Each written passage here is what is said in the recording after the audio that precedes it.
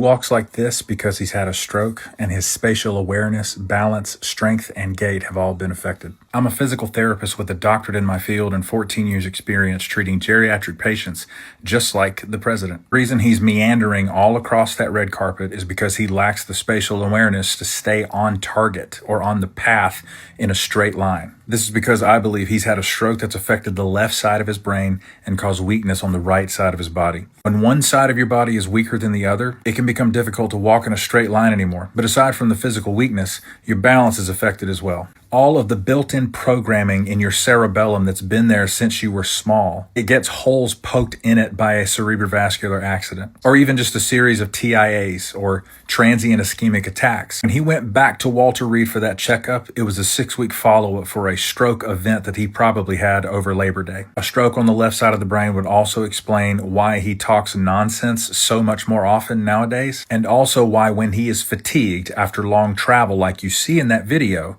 his speech is much slower, much quieter, and much more slurred. His stroke events have not been severe enough for him not to be able to hide it for the most part. But as I tell many stroke patients who still want to smoke, it's much easier to have a stroke once you've already had one. And on top of that, being 80 years old, he's also experiencing age-related cognitive decline that any 80-year-old would experience regardless of their medical history. His plan is to stay in the White House permanently. He has no intention of reopening the government, and he has no intention of releasing anything to do with those pesky files. But the people closest to him know what kind of medical condition he's really in and how close he actually is to having the 25th Amendment invoked. I'd say he's got 5 to 7 months left with us in total. Thank you for your attention to this matter.